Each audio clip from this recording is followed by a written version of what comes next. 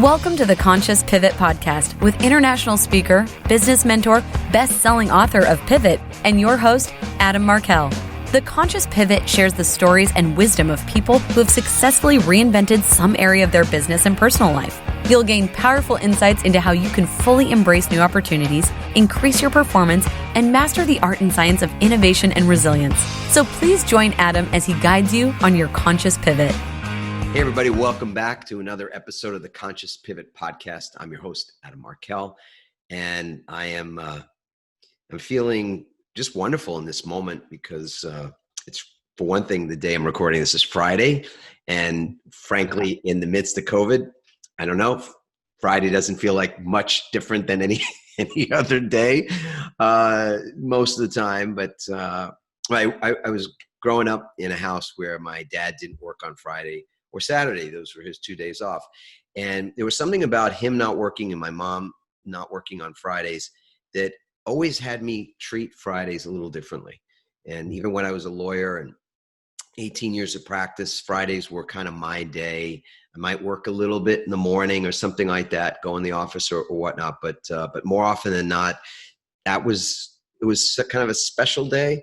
A treat. And so it's Friday. I feel the same way. And I spent 2.5 hours working on a book earlier this morning, the new book. So just in a great creative space, feeling very awake, quite awake in the head space, and very excited about the conversation that I'm about to have. And you guys are about to listen to and watch perhaps. And the gentleman that I'm going to interview is somebody that I didn't know about, hadn't really run across his work until recently, but then was immediately struck by it and said, this is a guy I just have to have a conversation with. So you guys get to be the beneficiaries of it, and I get the firsthand joy of it right now. Ralph De La Rosa is the gentleman that I'm going to speak with today. And he is the author of 2 books, including the just released Don't Tell Me to Relax: Emotional Resilience in the Age of Rage, Feels, and Freakouts.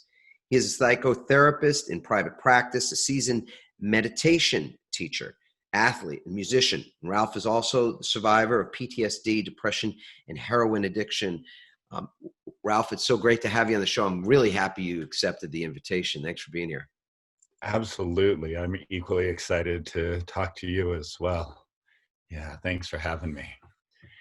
What's not written in that bio? Or let's say, what's one thing that's not a part of your bio that you would love for people to know about you at the outset?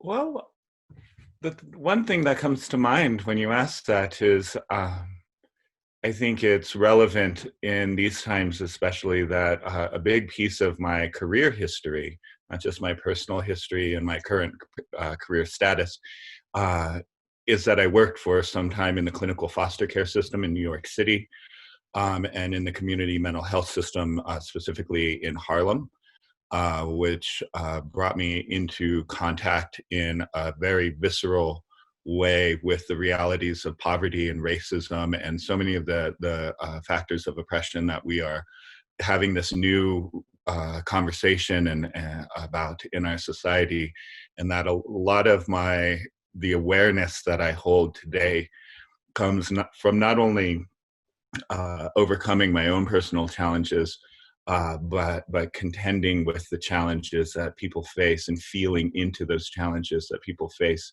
in those sorts of vulnerable populations and really, really pretty extreme environments.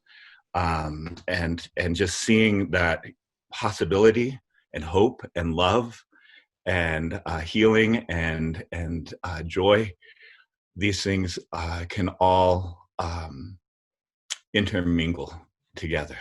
No matter how down we are, the human spirit has this natural organic capacity to overcome when in the presence of the right conditions. And so, I so agree with that. It's baked into our DNA, I believe. We have absolutely capacity to be ever resilient. And we're going to talk about resilience and define that a little bit today, or put some language to how we might all look at it and perhaps define it for ourselves. I think it's true that that we each of us, I think, have our own way of looking at what that is, how we describe our capacity to come back and do more than just bounce back, actually. So you and I have something in common. I grew up in New York. I don't know if that's your state of origin, but I grew up downstate in this little town outside of New York City. You might have heard of, called Queens. And yeah, it's this cheap joke, but it always gets a yuck. I grew up in a time in the 70s where New York was not that friendly a place. In fact, it might not be considered a friendly place today, but it's a lot friendlier. It's much more like Disney. It's been Disney-fied, if you will, because back then, getting on a subway, getting on a bus, being in the wrong neighborhood could really go the wrong way. And poverty and so many things were really very much more, I think, on display then. We're out in the open. I think a lot has been swept under the rug, or there's been attempts to sweep it under the rug. And now what we're seeing is that you can never do that for long. And the buildup is so great, so enormous, that the pressure to have things come to light and for there to be, for truth to be recognized, I think it's just, it would be like trying to contain a dam, with a Band-Aid or with your finger. And I think that's what we've been sort of playing at for a long time. The idea that somehow or another we are not systemically, endemically perpetuating racism in this country, and have for so long. And I, it's interesting that two white guys are going to have this conversation a little bit now. And I'm not hesitant. I just want to be respectful of the fact that I can't know what that's like. I can't know what it's like to be Black. I can know what it's like to be discriminated against, but in a different way. I just feel like the economics of it is, from my vantage point, is so much a part of it. And I don't know if you and I said just briefly, we're talking about this before we turned on the mic, so I figure why not bring it up. I was watching an episode of Bill Maher the other night with Wynton Marsalis. So Wynton Marsalis, as people hopefully know, is one of the icons of jazz, musician extraordinaire. I mean, just a great human being. I didn't quite know exactly how deep this guy was until I listened to him talk about race and talk about what's going on in our world right now. And he talked about the economics of it. And how in so many ways it's that's one of those great places to be looking at just how it is that in many ways it's looking at the cash register, is what he said. Find that you want to find the source of racism, and you just like look at the cash registers, see who's benefiting. Because it seems like the wrong people are at odds with each other. The disenfranchised, the poor. Poor is not a race. Poor is economic. There's just as many, if not more, poor white people as there are poor Black people in this country. And for them to be at odds with each other, or for that to be sort of that somehow or another that's the opposing forces, it just seems ridiculous. But I kind of went on there. Any thoughts on any of that? Yeah, absolutely. And I agree about Wynton Marsalis is just a man possessed of great love and great has clearly done his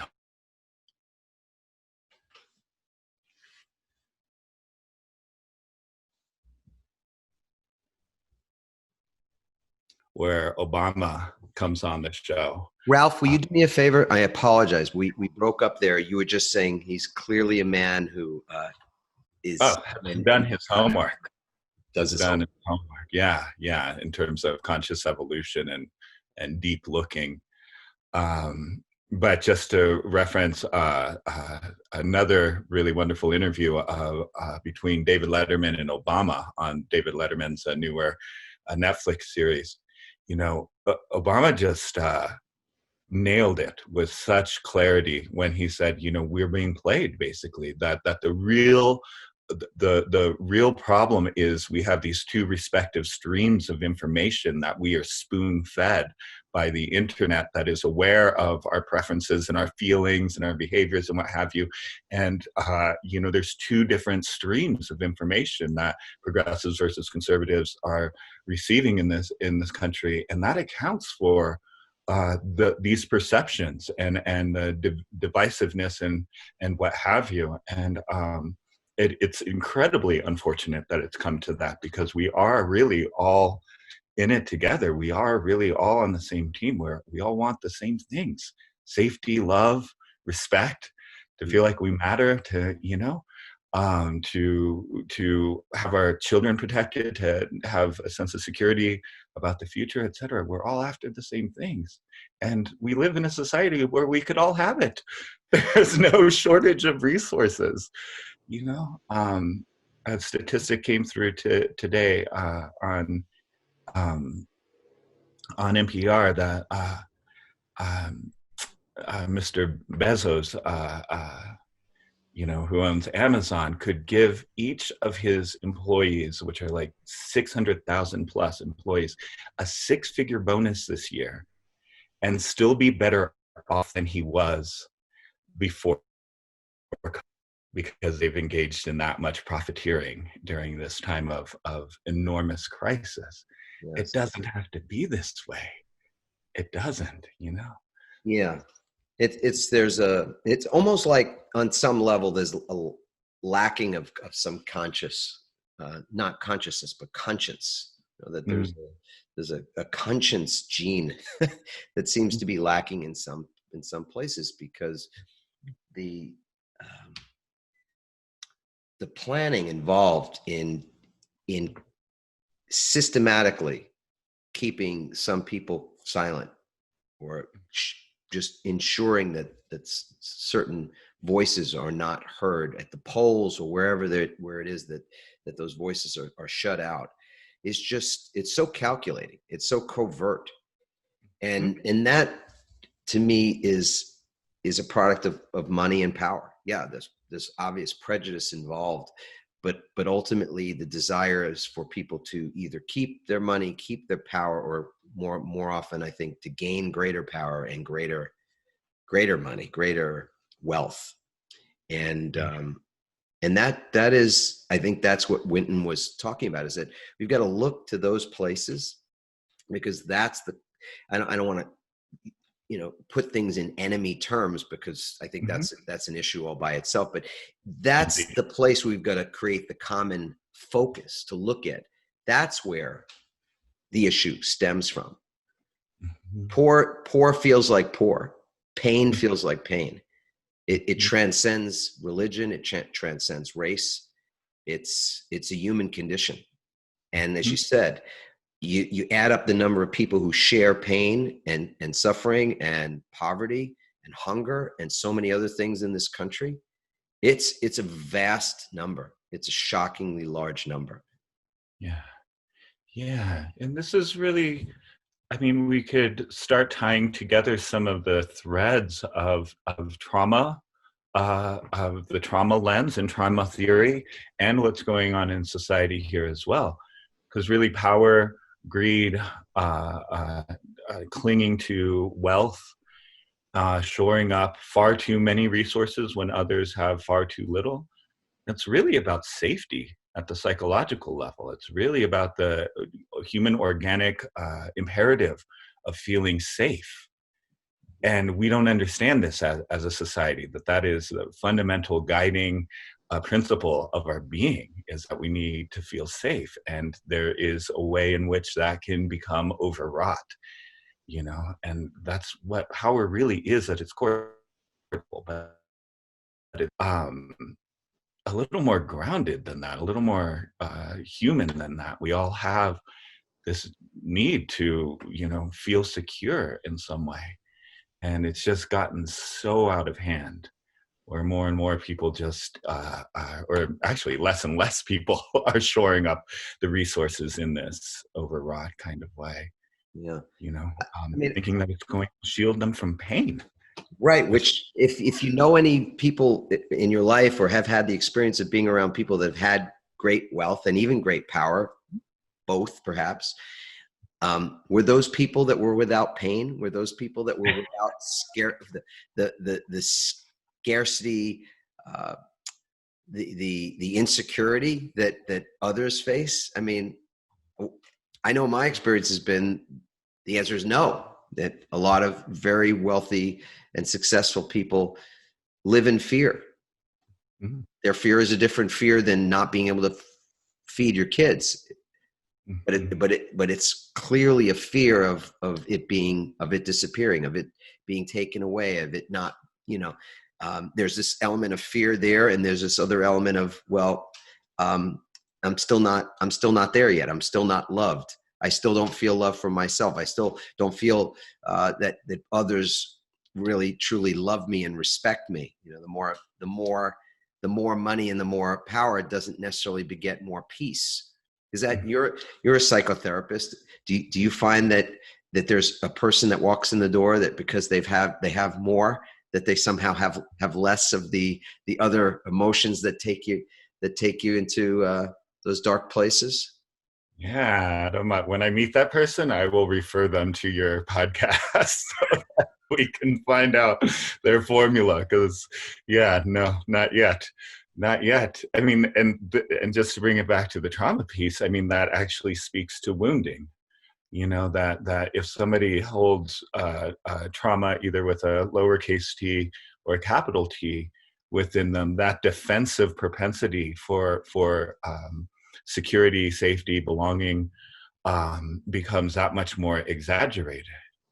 And one thing that we don't have too much of a sense of in our consumerist culture is enoughness. When is it enough? When are we loved enough? When do we feel good enough? When have we done enough with our day? And certainly, when do we have enough resources as well? Because we just need enough of all of these things. I think you put your finger on it. We've been programmed in many ways. We're always kind of being programmed. I mean, that's the part of the human condition, right? From the beginning of time. But, through lots of different sources, religion and media and everything else. But we've been programmed to be consumers. Whereas, years ago, hundreds of years ago, we were not programmed to be as much consumers as to be creators, like that you needed to create something in order to live, in order to survive. And there is something in I think that this insatiable appetite to consume that ultimately becomes a riddle in everyone's life, that no matter how many houses I buy, it's a great rush for a minute, and then I'm aggravated at I'm aggravated at the architect. I'm aggravated at the designer. I'm aggravated at the person that manufactured that $10,000 couch I had to buy. I mean, it's like, so where's the peace? Where's the contentment? Where's the personal unconditional acceptance and love for self? Those are things that just don't come out of that pursuit, it seems. Listen, I don't mind nice things, and I've been after them like everybody else has at times, and more at times than others. And you and I are both in nice places right now. We're not in places that aren't indeed. And at the same time, it's a question. I raise it for myself, and I think it's a great question for us all to raise for ourselves. Just what represents enough? Is there some place where you just go, you know what? I absolutely have enough, and I don't have to hoard, and I don't have to protect or defend my stuff, which enables you to have an ease, a freedom, peace, and the ability to also give, to be able to be generous with others, and of things, including your time. Most importantly, your time, I'd say. Which is ironically a huge contribution to an inner sense of enoughness, is when we're generous, when we're giving, when we have that openness of heart. It's quite paradoxical. And when we're generous, it puts us in touch with how much we have, and that we do have enough, and that, and the connection involved in giving is worth more than anything we could hold in our two hands. Certainly. So there is this kind of bait and switch that happens when we hoard it, and it does lead to this increased sense of insecurity, because it's failed to address the hole in our hearts that so many of us carry from childhood on into adult life. I read a book some years ago, which was a really just very important book in my own development related to the topic of childhood trauma. It's called The Presence Process. I'm not sure if you've heard of it. Michael Brown is the author. He's a South African author. Most people that I've mentioned it to, it's interesting enough, he just never really, he just didn't have the desire to sort of, I guess, see it everywhere or whatever. I mean, book launches and selling a book is not an easy thing.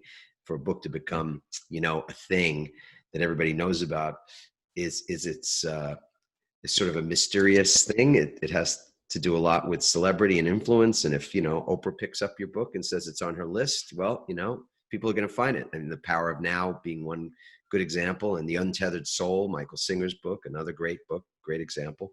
But The Presence Process, not so much.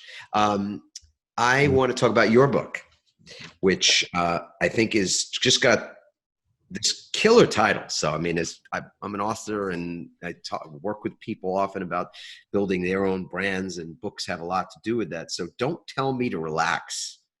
Emotional resilience in the age of rage, feels, and freakouts.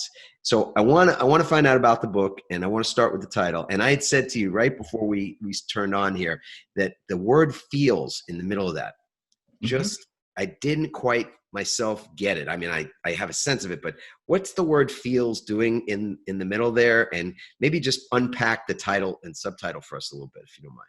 Yeah, absolutely. So just starting with the title as a whole, my publishers approached me and wanted there to be a book that spoke to, the impending crisis of the election, not knowing that we would have this dog pile of crises ahead of that. And we collaborated heavily on the whole book, but on the title as well. And we wanted there to be a book that spoke to emotional intelligence, to resilience, to meditation, to conscious living, that wasn't about passive mindfulness, that wasn't about like just reducing the stress, but actual real things that speak to the systemic situation. And so don't tell me to relax, just a little bit intense of a title for a book on meditation, of all things. It's about a lot more than meditation, but I mean, that's primarily the audience. It's really about the validity of our feelings. I say in the introduction, the book could have easily been titled, Don't Tell Me How to Feel, because so many times when we're upset about the harm and atrocities that are going on, people will look at us and be like, could you just let that go? Or could you feel a different way? Or could you relax about that? And it's like, could you direct your attention to what I'm actually upset about, please? Because that's important. And so, yeah, the age of rage, it's interesting in between the time we wrote that title and the book coming out, there's a documentary now about the white nationalist movement that has that title, Age of Rage. And then feels really just kind of a modern vernacular, maybe a little bit obscure, but just really pointing to the abundance of different emotions that we are having simultaneously. In the same moment, we could be grateful for our good fortune that maybe we haven't lost our job and things are basically okay for us, sad for our friends that are less fortunate than us, angry about the socio-political situation and everything going on there. And then, like you said, like I'm feeling great today because things are lining up for me and I feel like I'm doing good work in the world, and that's really satisfying. I'm making the contribution to clean up, at least my end of the universe. And we have these layers of emotions that it's very, emotions are one of the things that mystify us the most in life. What they are, why they are, how they dynamically interact, and what have you. And to have so many of them at once, I think it's difficult to process. And that's one thing that I really wanted to place as a down, put down as a centerpiece in that work for people, to help start, sifting through all of our reactions and discerning what's what, and more importantly, how do we relate to what's present for us? How do we meet it, work with it, resolve it, move forward with it, and so on? It's a lot to discern. I mean, it is a lot. I mean, the range of emotions in a typical day, I would think for most people, I know for myself, it's very varied. I mean, it's and I think there's a lot more that just sort of is even triggering more extreme emotions right now than I've seen in a long, long while. The word resilience is of particular importance to me, not just because of the work that I do, and I speak to audiences of all kinds, but a lot of times it's corporate audiences that bring me in to help their workforce become more resilient, learn about what is resilience. Is it a soft skill? Is it a necessary skill? Is it something you can actually learn at the age that you're at, start to make some changes to be able to be more resilient moving forward? Because this is hardly the last crisis that we're going to face. I mean, this is one in a series of things that just in the last 20 years, you can go from 9/11 and move forward. And we've had lots of things that have been major disruptions and even crises on so many scales, environmentally, economically, politically, socially, you name it. So given the fact that it's not likely that the pandemic is the last challenge we face, how do you define resilience? And do you think it's something that we're all born with? Is that it? We've got this little, thimble full or a 5-gallon container full of resilience. Somebody's got one size, somebody's got another size, and that's it for their resilience capacity for their lives? Or is it something that you can actually learn and develop with awareness and with training? Absolutely. We are born with a natural capacity for it. In fact, I would say that not only do we all have that capacity, but it's actually how self-actualization is achieved, is through meeting with difficulty, getting knocked down 10 times, but getting up 11, learning and growing from that process, developing the confidence after going through, hell and difficult circumstances, and then finding the resourcefulness that puts you in touch with. When we're backed into a corner, we've got to get out of the box creative. And if you do that enough times and overcome those challenges, you stop being so afraid of life and so afraid of difficulty. And I've actually have a slight addiction to finding new challenges now, or taking on big things as a result of having been through so much. And here I am. I'm not only still in the ring, I'm still swinging, man. Yeah. So speak to that a little bit. And I'm curious now, be selfish, because the book that we're incubating is actually a book about leveraging the power of uncertainty. And so that book will be out in the spring. But so that's what I think you're talking about, is that in the midst of this, the chaos, the uncertainty, you're finding that you're resourced well enough to find yourself rooted and still reaching, like a tree toward the sky. That only makes you go, well, what else might help me grow? I guess. Is that what what do you mean by what you were just saying earlier? I don't want to put words in your mouth.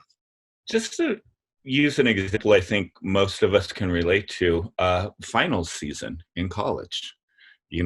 I did 12 of those back to back over the course of 6 years. And it started to dawn on me, and this is maybe the most valuable thing I got from all that schooling, was the experience of end of semester. I'm supporting myself through it. I've got, my spiritual life, my social life, all these other, my creative life, and I have grad school and, this insurmountable to-do list of like papers and things to study for, et cetera, and to tend to. And every final season, I would cry, I would freak out, I would smoke cigarettes and become despondent, and all the things in reaction to that level of stress, and feel impossible. How am I going to get this all done by Wednesday? But Wednesday would come, and maybe there would be an extension to Thursday or Friday that would be requested. But that's part of it, right? You get resourceful, you figure it out. You figure out, I can wake up at 4 a.m. and finish that paper, even though it seemed like hell when I realized that that's what I was going to have to do, and then, it's impossible right up until it's done. And then you're on the other side of it going, well, wait a second. That impossible feeling was exactly that. A feeling. And it's an experiential lesson that happened through the process of like, if I just sit my ass down and chip away at this stone, and even if it feels awful, or I don't believe in myself the whole time, or it's painful, if I just keep going, one day you do look up and you are being handed a master's degree, you have a book out in the world, your traumatic experience is fully healed, your relationship is progressing, we can apply this to really any arena of our lives, and I really want to underline the piece around, you don't have to believe in yourself, you don't have to wait till you're not afraid, you don't have to wait till it doesn't hurt or it's not, difficult. You just, put your head down and get to it. And keep going, Yeah, it almost seems so simple, or that you might think it was simplistic, right? The advice of just keep going, put your head down. Tenacity is a word I've just, for me, I've always said that was one of my great assets. Was that I'm pretty tenacious. People that know me know that about me, and I don't know that that's always so appreciated in people around me. But it has this tendency to be able to move to a direction. I'm not saying move through things all the time, because sometimes you have to go around them. You have to go, as the old expression, over, under, around, or through. But it's that willingness to just progress. And I think that's an important thing, because often in my work with people that they have some vision for doing something greater in the world, they want to speak about it, they want to impact people's lives and that kind of thing. The distance between where they are and where they want to be is quite great, or it seems like it's quite great, and they don't know what to do. And that's daunting and overwhelming itself. And typically I always say, well, we're going to start with one thing. Let's get one done. And the one leads to the next. It's a domino effect. And dominoes are a great example, because the domino example is one that you can see visually. One thing knocks over the other, they're sequenced, and there's this momentum that's created. But what often isn't also part of the domino discussion is how dominoes have a capacity to not only knock over something of equal size, but they actually can knock over something slightly bigger. And so just the physics of it means that when you're able to get one thing done, if it's to write a paragraph, you want to write a book, how about let's just start with a word? It's really very basic. Start with a word. Start with the first word. Start with one paragraph. And if you wrote a paragraph a day 10 years ago, you'd have a book today. You'd have several books today. You'd have a library, yeah. So you go, there's a great old, I think it's an Eastern saying that best time to plant the tree was 20 years ago, and the next best time is today. So it's now is always the time for everything. But to look at your circumstances wherever they are and say, so they're not nearly what I want them to be, rather than the overwhelm that comes from, well, here's the distance. How do I get from here to there? It's really just as simple as you begin, and you're going to recalculate like you do in your car. You make a mistake in your car, the GPS kindly, with no judgment, with no sarcasm, that GPS will just say, yeah, recalculating, redirecting. Mm-hmm. Yeah. Yeah. And I mean, I think the hardest part is that getting started piece. The surrender involved in that always has a sting to it, or what Ram Dass calls the lions at the gate, that you just got to pass through. Or to bring it to physics, liftoff velocity, the liftoff velocity of a spaceship, that is trying to leave the planet, that will burn, I think it's 60 to 75% of its fuel just leaving the Earth's atmosphere. Once they get into space, cruising, but it's just that initial push that we just have to, over, under, scratching, clawing, dancing by any means necessary to get through. So two things I want to just track there that you said. One is surrender, because the word surrender, I think for a lot of people, has this ring of resignation. So I'd love to have your definition of surrender in that context. And the other thing will be to just track back to trauma and talk a little bit about that after. Yeah, absolutely. So the definition of surrender that I love the most is to join the winning team. Right? Please repeat that. To surrender is to join the winning team. Oh, Ralph, that's a goodie, man. Yeah. I love that. Do you recall where you first heard that? I think in a 12-step meeting, actually, once I wouldn't be surprised. I mean, in a different incarnation. Yeah. I mean, you went through that time in your life, huh? Yeah, indeed. And surrender isn't actually the same as resignation or giving up. It's more of an allowing of what is, to stop struggling with what naturally is true, which might seem like resignation, might seem like giving in face value, but it's another one of these important paradoxes, of which there are innumerable paradoxes, on this path. But to allow what is actually to find your sense of empowerment within it, because as James Baldwin said, nothing can be changed until it is faced. Or another principle is that a problem clearly discerned, accurately discerned, is a problem that's already half solved. Right. But how can you clearly discern a problem if you're not allowing its existence in your life? You're struggling to, wall it off, disavow it, medicate it, distract yourself from it, etc. Right. No good. That's actually a reactive. I would say that's a disempowered kind of personal situation. So to allow what is, despite the pain, despite our fear, despite maybe some overwhelm, is to open the door to being able to meet it and work with it and grow, and grow from it. This is how humans grow. You utilize it. Yeah. It's like alchemy in that sense. Indeed.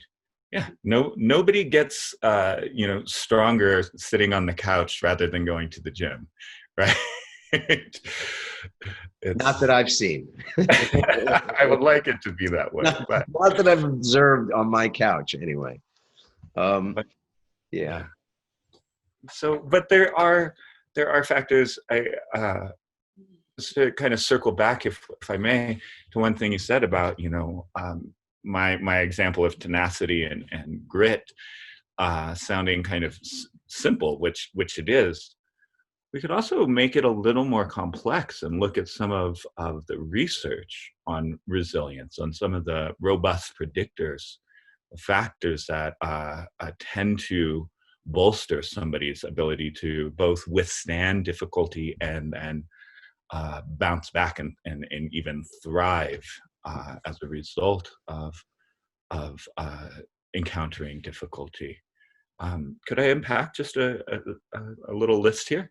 Please, thank you.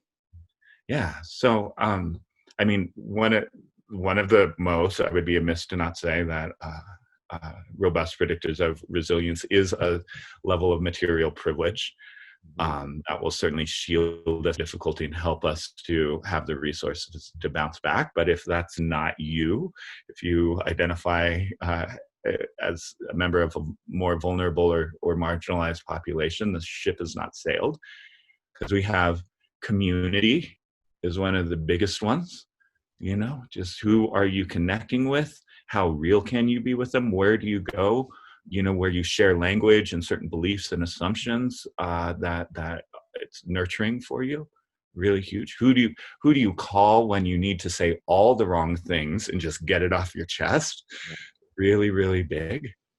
Your sense of identity, like who we are. This is where the race, class, gender piece comes in, and also beyond those demographic factors as well. Who are you? How do you identify? What do you stand for in this world? What matters to you? Being super clear on who you are. And then there's emotional literacy. How many of us can't discern or don't have a lot of language around what we feel? How many of us are only familiar with anger, frustration, and anxiety, but when it comes to more vulnerable feelings or even the positive ones, there's not a lot of subtlety for us. That's really important. Which dovetails into emotional intelligence, right? So not only discerning how you feel, but how do you work with it?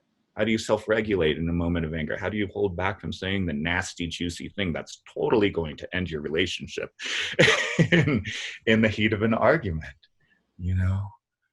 And then there's self-talk, how we're talking to ourselves. I think it's wild that we say things to ourselves that we would never say to another person, or that we would never allow another person to say to us. Oh, yeah. Something to look at.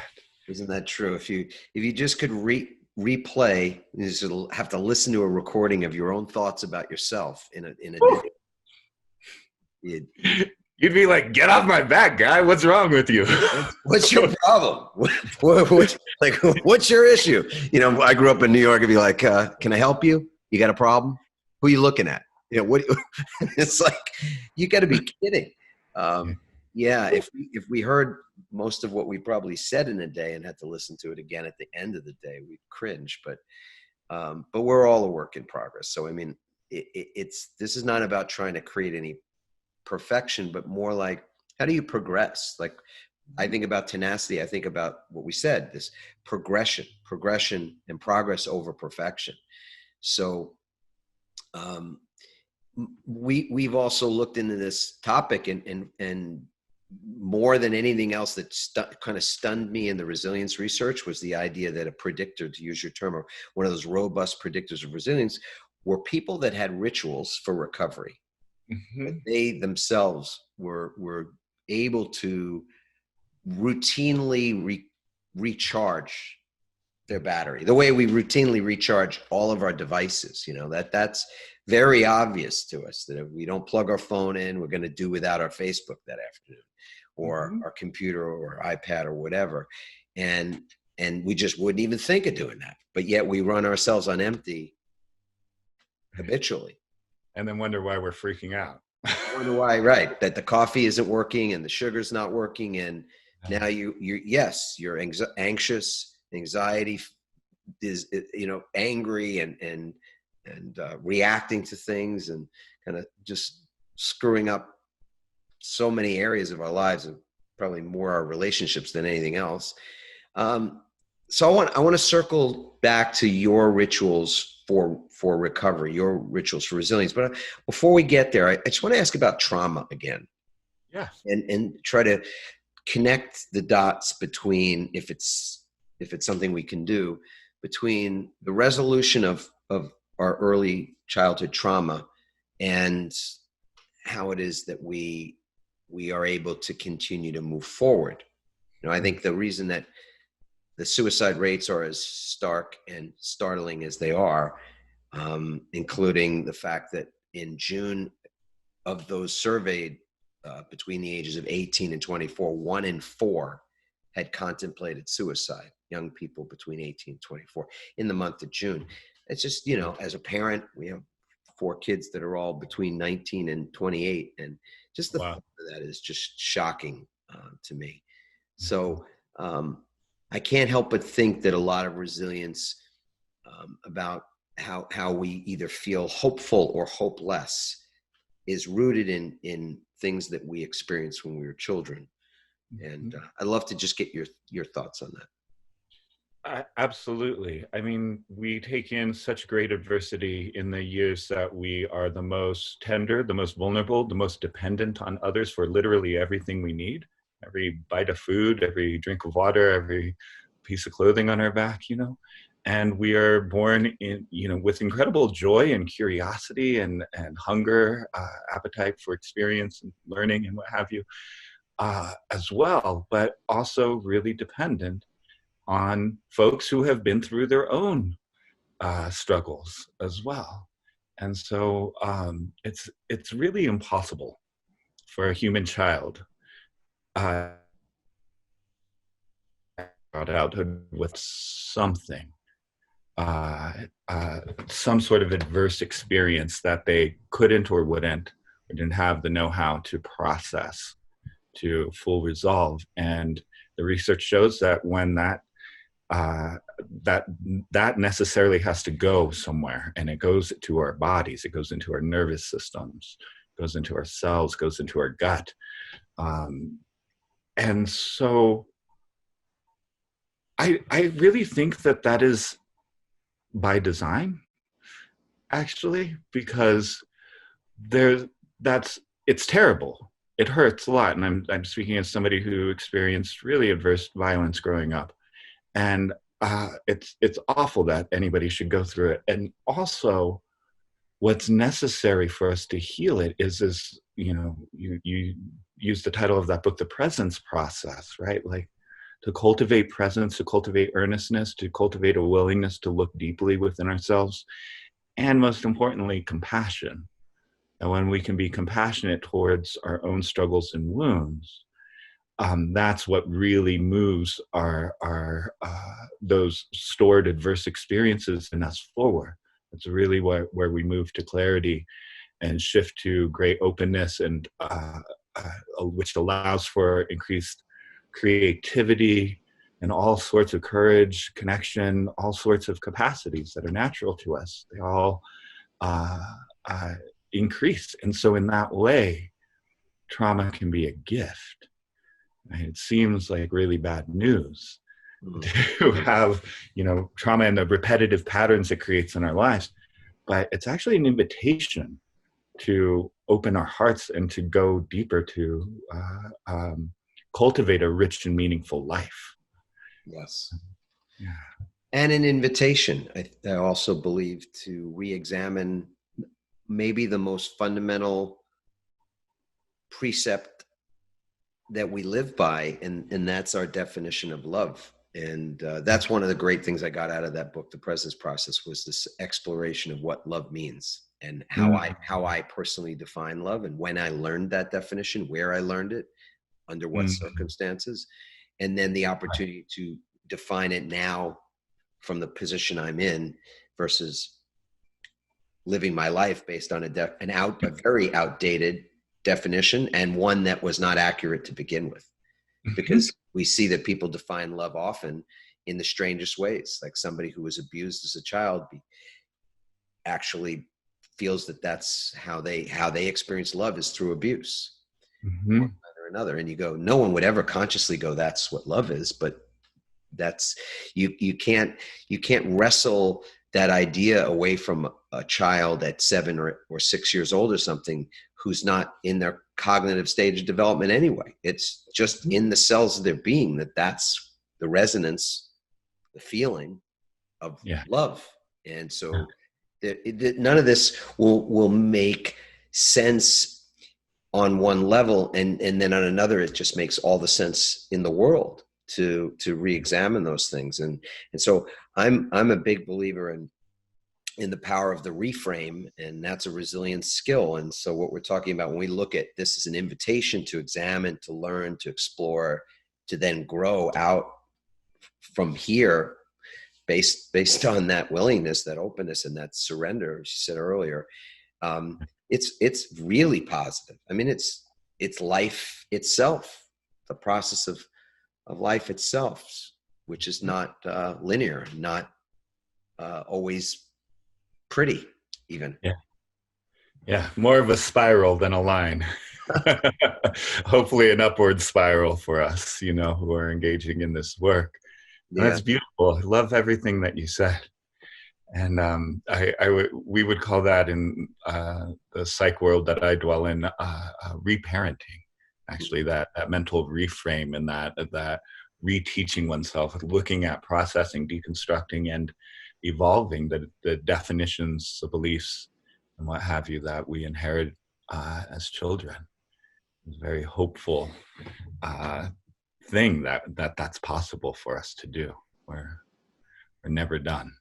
No, that eternal vigilance, so to speak. It's never get it done, and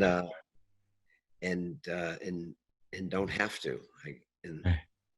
So, Ralph, when we talk about rituals for resilience, rituals for recovery, can you share one of yours with us? Yeah, I mean, I'm going to give you the really obvious one, the core one, which is meditation. Which there's lots of different ways to meditate,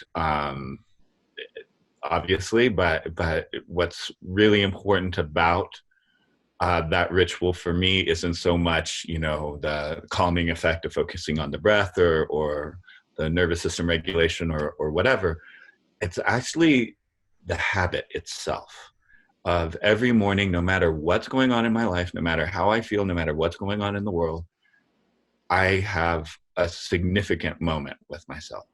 And even if that significant moment is complete chaos, I realize that 18 minutes into the 20-minute meditation that I'm meditating, for example, very common experience, just the habit of creating like a stable base of connection and warmth, an inner relationship relating to my inner world.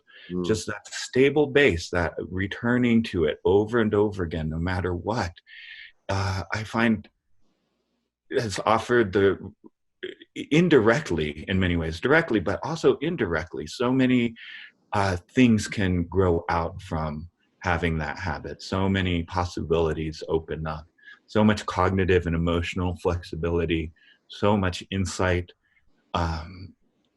It's more profound than stress reduction. Right. It definitely is. So that's the big one, that without a sincere and frankly, non-religious, just body, earth, breath, mind, I have some rituals and some props. There's some trappings and chants these days, but the core of it is just an undistracted space to be with yourself and to open to what is deceptively simple. I love that. I love that. A stable base, like a base camp that you make for yourself at the beginning of a day. And that's, as my grandmother would probably say, that's starting the day on the right foot. Yeah. Or the stable base of a good parent too, right? Like a toddler who wanders out and then like comes back right away to just kind of explore the world, then come back, or like maybe go in the other room, but then peek around the corner. Are you still there? Are you still with me? Yeah, exactly. Well, this conversation was just what I'd expect, actually. What I'm not receiving anything I wasn't thinking would happen. So that's just terrific. You're up in Tahoe, and it reminds me as we conclude this show that I delivered a TED Talk. My TED Talk was up in Lake Tahoe, which was wonderful a couple of years back, where awesome. I get to share, among other things, two things that you'll be amused by. I sat down on the stage, got myself into what, would look like the meditative position, and I declared out loud what a crappy meditator I am. So I I kind of called myself out for not being so good at it. But I've been really good at crafting and creating stillness, and especially at the beginning of the day. And for me, my ritual begins upon waking. So it even goes, it's the first thoughts and the first words that come out of my mouth at the beginning of the day. And that's what I shared in that TED Talk with this one process that is it's as you say, it's a stable base. It's become a stable base for me for so many years. And the great news about being in the business that I'm in, which is so different than being a lawyer, having traveled around the world to speak on these topics and been blessed to do that, I've got to share this ritual among others with a lot of people. So I hear from folks on a regular basis. Our company hears people all the time that this was sort of a catalytic thing for them, that they still do it or they still consider it. And that is 3 steps: to wake up, which I know how profound that is, right? Yeah, to appreciate the what we take for granted, right? Yeah, wake up, right? There's so much to that. And in the waking itself, there's so much to be appreciative of, to be grateful for. Saying gratitude is so powerful at the beginning of the day. And then I really think that those words that we say to ourselves internally, which go by so fast, that just like, it's such a fast moving movie. We can't always keep track of it all, but what is slower is what comes out of our mouth. Even though I speak fast as a New Yorker or ex-New Yorker, it's still, the thoughts are so much faster than the words. So the words are easier to capture and they're powerful.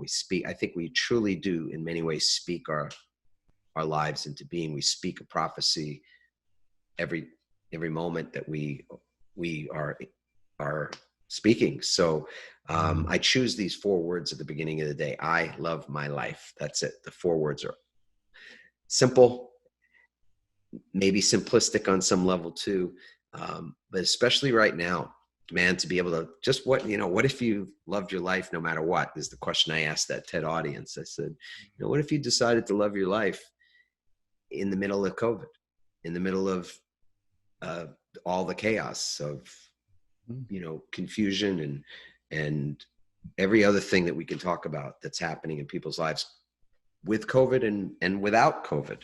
Can you love your life no matter what? So that's the question. Unconditionally. Yeah, exactly. To place conditions on something is not to actually love it. It's to make it into a transaction. Right. So if you can love it in the messiness, that's real love. Exactly. Yeah. That's the gist of it. Thanks for getting that, Ralph. I appreciate you reflecting that back. Yeah. Likewise. That's a beautiful, beautiful morning practice. I teach something that's incredibly similar to it, called the 5-3-1-1, that folks can look up if they're so interested. It's all over the net at this point, Insight Timer and SoundCloud and all of that. So cool. Well, we have show notes. So as we're concluding here, couple of requests from our audience and our community. So first of all, we'd love to get your comments. So whatever you were thinking and maybe questions you even have for us, you can go to adammarkel.com/podcast to leave your comments, questions there. Subscribe to the show if you like it, if you love it. And if you want to refer it to someone, that's always so greatly appreciated, that our community is expanding in really diverse ways. If you know somebody that would love to hear this conversation, you think would benefit from it, please share this episode with them as well.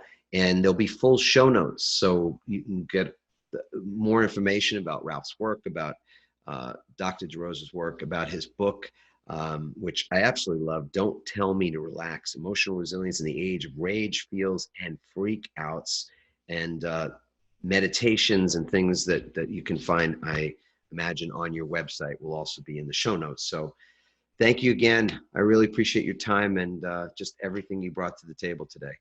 Yeah, thank you as well. You're a fantastic interviewer, and it's truly a pleasure to have this opportunity to connect with you, Adam.